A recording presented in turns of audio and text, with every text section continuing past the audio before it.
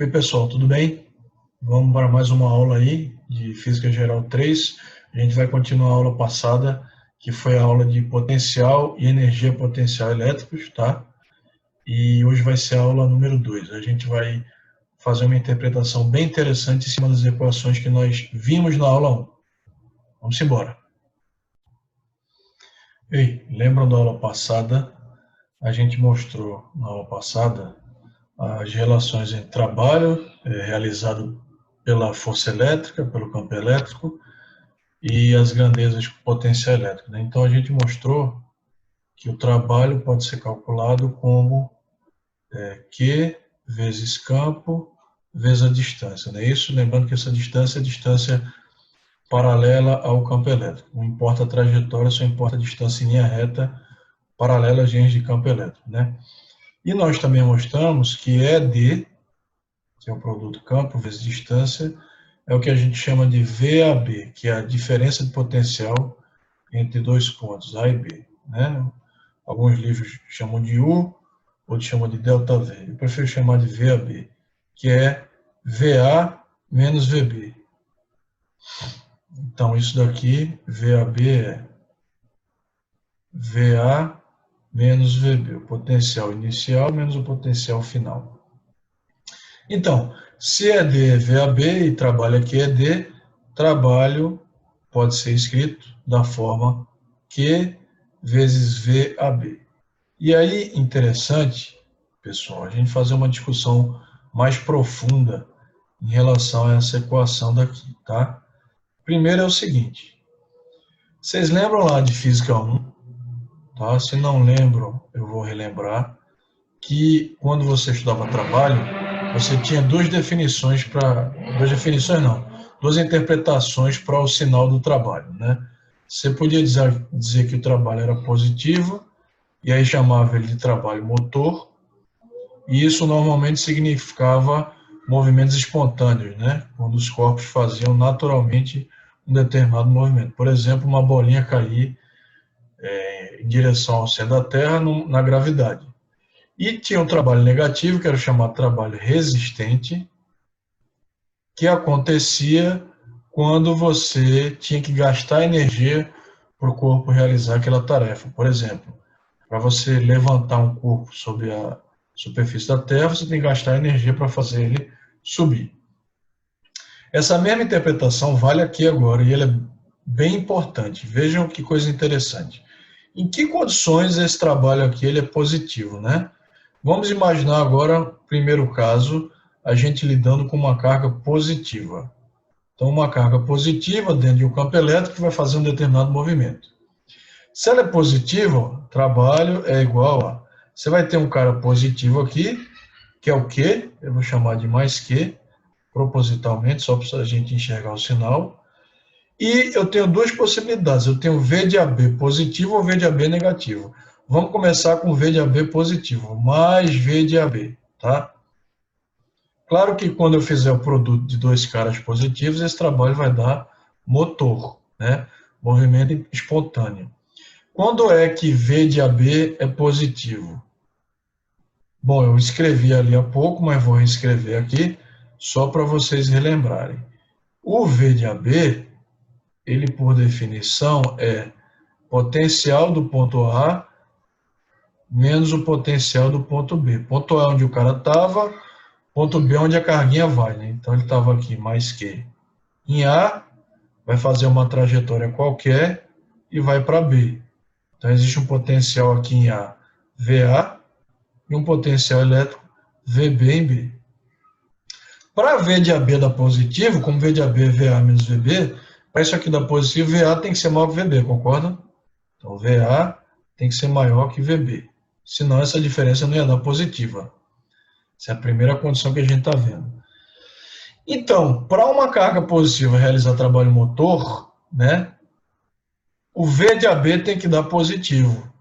E para o V de AB dar positivo, o VA tem que ser maior que VB. Traduzindo isso em miúdos, para uma carga positiva realizar um trabalho, quer dizer, um campo elétrico realizar um trabalho motor sobre uma carga positiva, ela tem que ir para regiões de potenciais menores, ou ela tem que ir para VB, que tem potencial menor que VA, para estudar positivo. Qual a conclusão disso? A conclusão disso é que cargas, podem anotar isso se vocês quiserem no caderno, uma observação, cargas positivas vão espontaneamente para regiões de menor potencial elétrico. Se a gente interpretar isso como sinal de uma bateria, tá? Vocês não sabem o que é bateria ainda, mas a gente vai falar lá em eletrodinâmica, isso aqui é um símbolo de uma bateria, você tem o terminal positivo e o negativo, eu falei isso na aula anterior. O terminal positivo nada mais é do que um potencial elétrico maior do que o potencial negativo. Então, se você tem uma bateria que tem um terminal positivo e um negativo, e você pega uma carga positiva e solta, se isso fosse possível, né? Pode ser um íon positivo, essa carga positiva ela não vai para o polo positivo, ela vai espontaneamente para o polo negativo. Por quê? Porque o polo negativo, na verdade, significa um potencial elétrico menor. Olha só as coisas começando a fazer sentido. E quando é que esse trabalho é negativo? Ele é resistente, né? Ele não é motor. A gente volta para cá. Ó. É só você olhar para cá. Se eu estou lidando primeiro com uma carga positiva, né? Isso aqui vai ser sempre positivo, a única maneira desse produto dar negativo é se esse cara for negativo agora. Então, para esse trabalho ser negativo, você vai ter o mais Q, porque eu estou supondo que a carga é positiva, e você tem que ter um menos V de AB, porque o produto mais com menos dá menos, isso daria negativo. Trabalho resistente. Potencial ser negativo, né? V de AB, que é VA menos VB, o VB agora tem que ser maior que o VA, para essa divisão, essa subtração da negativa. Então, VB agora é maior que VA. Traduzindo, para a carga positiva, né, para o campo elétrico realizar um trabalho resistente, ou seja, tem que gastar energia, significa dizer que você precisa fazer isso levando a carga positiva para um potencial maior, que é o contrário do que a gente acabou de raciocinar, tá? E quando for uma carga negativa? Então vamos agora para a segunda suposição. Carga negativa. Quando ela for negativa, aí eu vou ter lá trabalho menos que, estou botando o sinal só para ficar claro para vocês. E como é que esse produto vai dar positivo, né? Vezes V de AB. Porque eu quero um trabalho motor, um trabalho espontâneo. Só se esse cara também for negativo, concordam? Porque o produto menos com menos dá mais. Isso daqui vai dar um trabalho motor. Ou seja, V de AB tem que dar menor que zero. Lembre-se que V de AB é VA menos VB. Qual a única maneira dessa subtração da negativa? Se o segundo membro VB for maior que VA, né? Então, só se VB for maior que VA. Então, para uma carga negativa menos que fazer um movimento espontâneo entre A e B, que é o trabalho motor, né, significa movimento espontâneo, isso só acontece se ela for para um potencial VB maior que VA.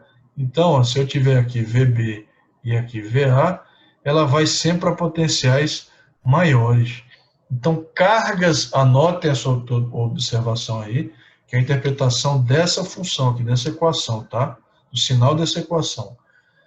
Anotem aí, observação 2. Cargas negativas vão espontaneamente para potenciais elétricos maiores. É o inverso de cargas positivas, tá vendo? Cargas negativas vão para potencial elétrico maior, espontaneamente.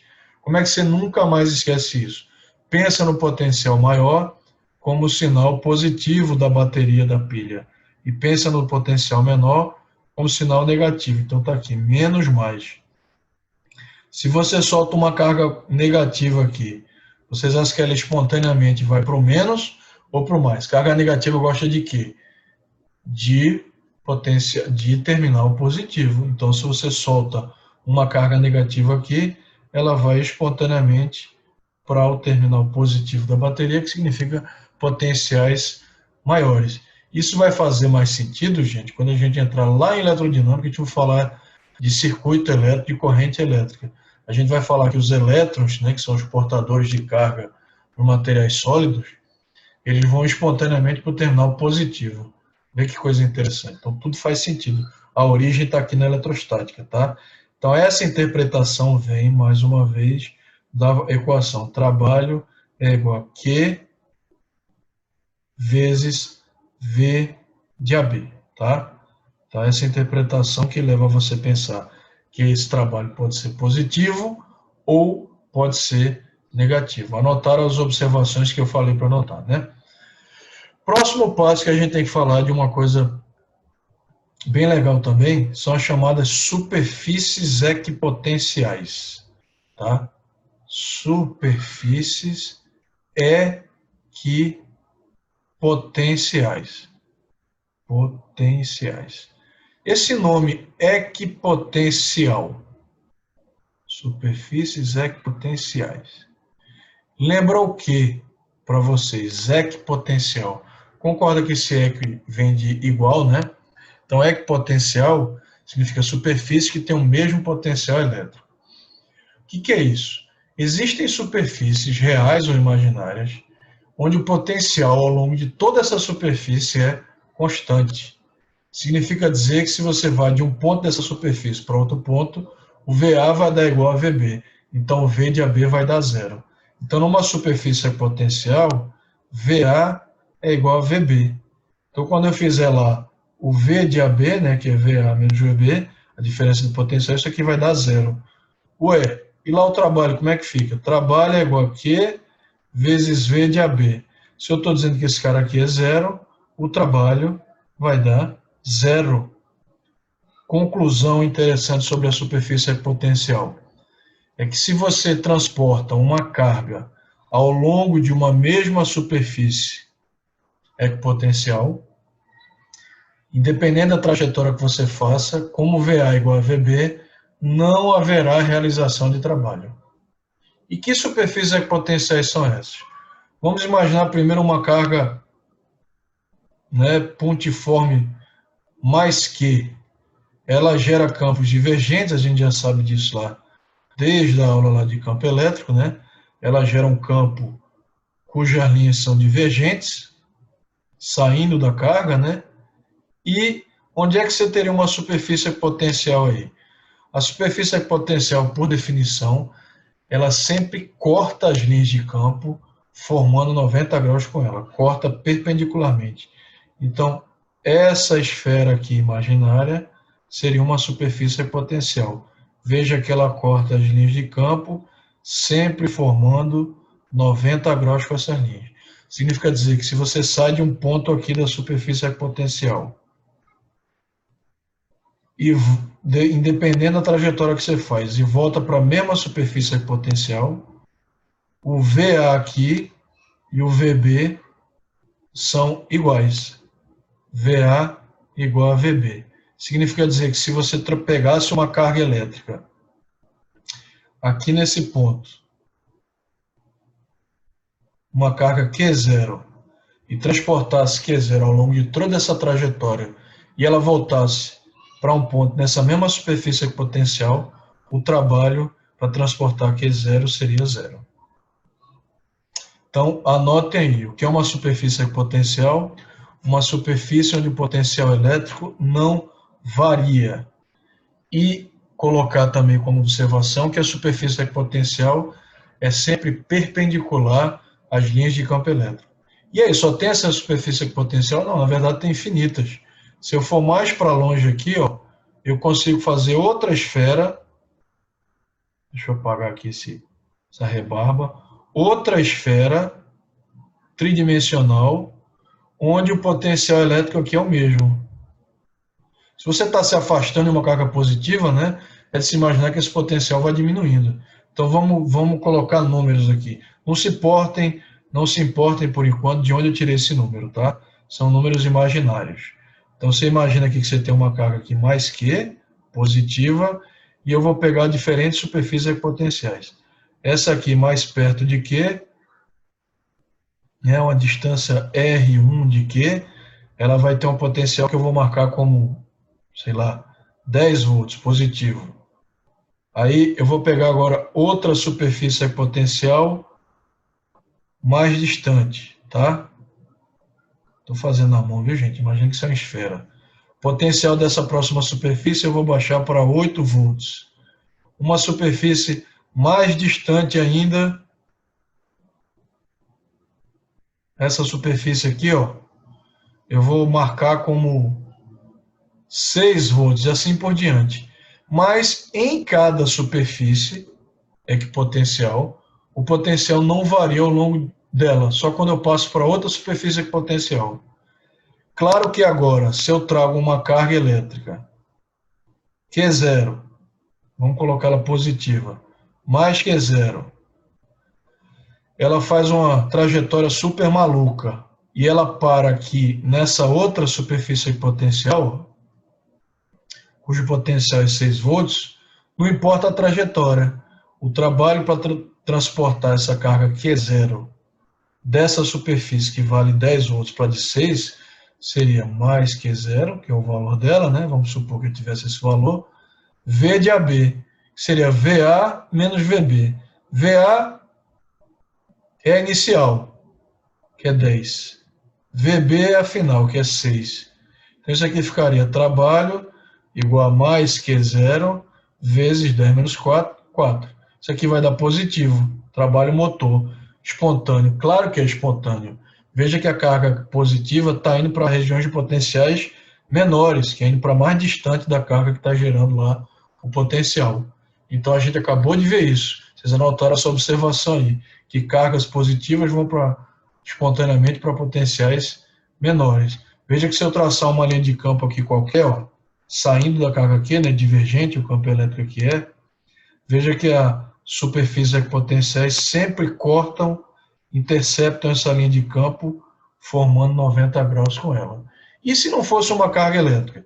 Se fosse, por exemplo, uma região entre as duas placas lá de um capacitor de placas paralelas. Como a gente já falou agora há pouco, um capacitor de placas paralelas é um bom exemplo para gerar um campo uniforme, né?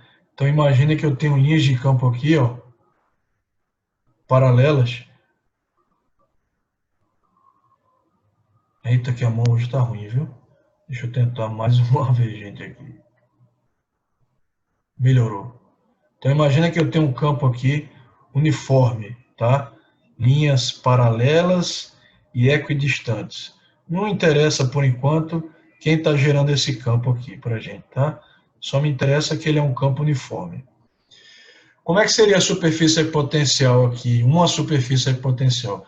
Lembra que eu falei que ela sempre corta a superfície formando 90 graus? Então isso aqui, ó, seria uma superfície equipotencial, chama de S1.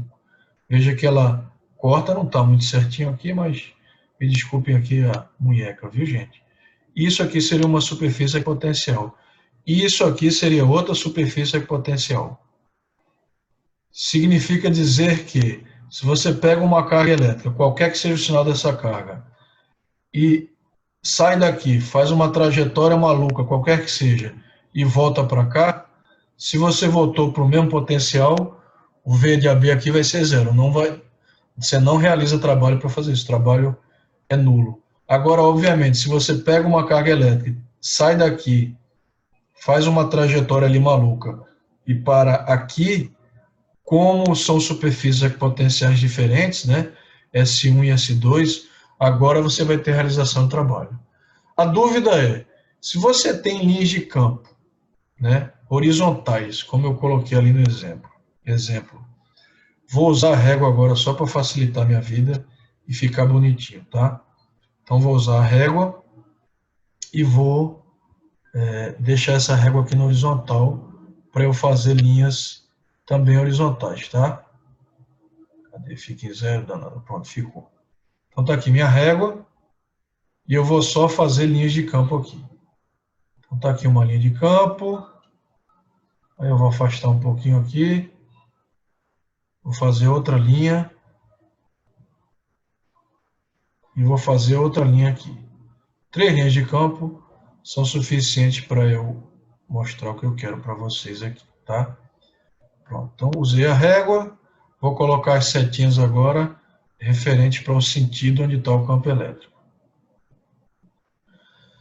Campo elétrico E. A dúvida que muito aluno tem é, vamos imaginar que eu traço aqui duas superfícies equipotenciais. Essa daqui, S1, e outra mais para cá, para a direita, S2.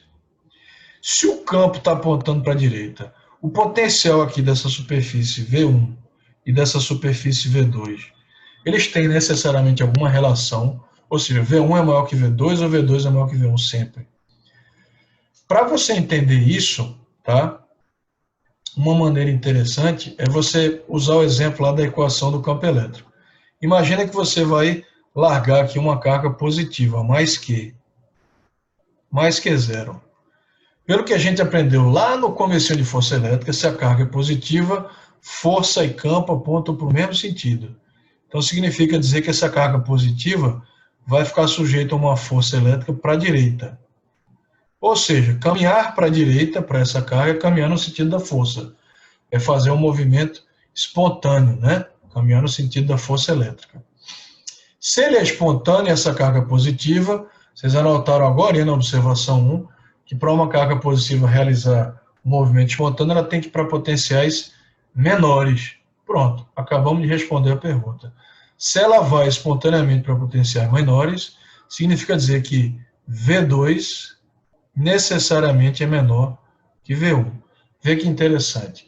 Então, quando você tem linhas de campo e você vai traçando superfícies equipotenciais, quanto mais você vai se afastando, né, ou para o sentido dessas linhas de campo, menor é o potencial elétrico. Então, isso aqui poderia ser uma linha marcando 20 volts, isso aqui seria uma linha marcando, sei lá, 12 volts. E se você continuasse a fazer superfícies equipotenciais aqui, para a direita, esse potencial ia cada vez diminuindo mais. Se eu traçasse outra superfície equipotencial aqui, V3, como ela está mais perto de V2, a diminuição não seria tão menor. Então, vou colocar aqui, ela marcaria, por exemplo, 11 volts. Vê que coisa interessante.